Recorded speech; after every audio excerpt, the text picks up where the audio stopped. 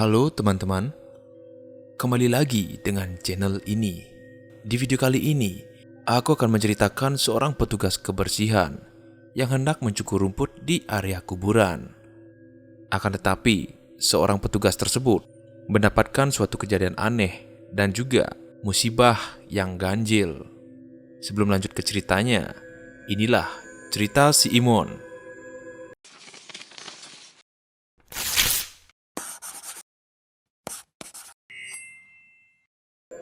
Saat menjelang rahinan, semua orang khususnya di Bali pasti sudah melakukan persiapan, baik itu dari kebersihan, sarana upakara, dan juga yang lainnya.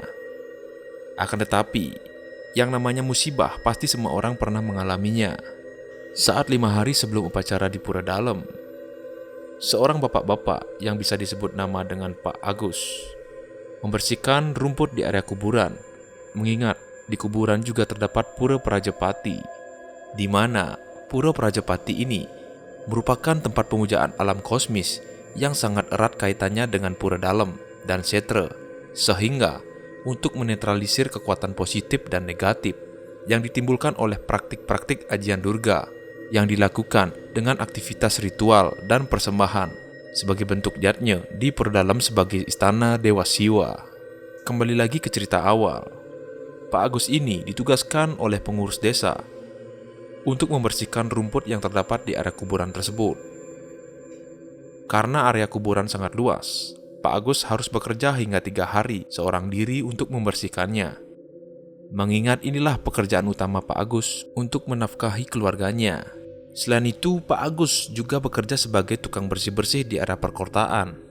Kemudian, dengan dibekali alat pemotong rumput portable, ia mulai mengerjakan tugasnya hingga sandikala, agar pekerjaannya itu cepat selesai. Singkat cerita, saat sudah sandikala, Pak Agus ini mulai merapikan alat-alatnya. Terlebihnya saat ia hendak membersihkan alat pemotong rumputnya di selokan sekitar kuburan, ia dengan secara tidak sadar didatangi oleh seorang kakek-kakek yang berbaju putih.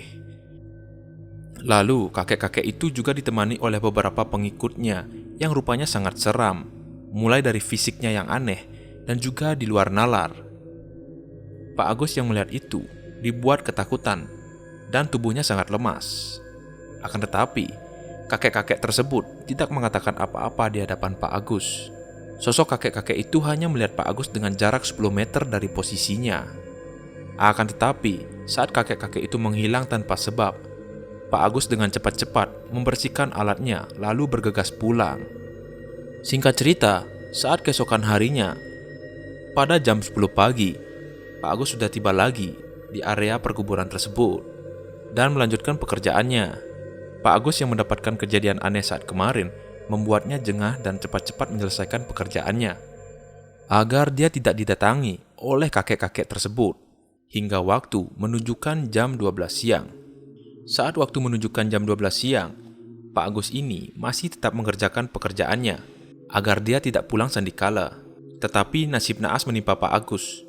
Saat ia mulai membergas rumput di bagian tengah, ternyata terdapat ada sebuah batu yang ukurannya tidak terlalu kecil, sehingga dapat menghantam gergaji alat tersebut dan menyebabkan salah satu mata pisau lepas dan mengenai kaki Pak Agus hingga mengeluarkan darah yang bercucuran. Kejadian ini tampak aneh, akan tetapi ia menyimpulkan bahwa ini merupakan kecelakaan saat bekerja. Lalu Pak Agus mulai mengikat kakinya dengan bajunya agar darahnya tidak banyak keluar. Kemudian ia langsung mengambil motor dan bergegas ke puskesmas terdekat agar mendapatkan penanganan yang lebih lanjut. Saat ia pulang dari puskesmas, ia langsung mengadu ke pengurus desa dan menceritakan apa yang dialami. Bahkan dia juga menyebutkan dengan kejadian tersebut kakinya harus dijarit dengan 6 jaritan karena dikatakan bahwa kakinya Pak Agus ini robek.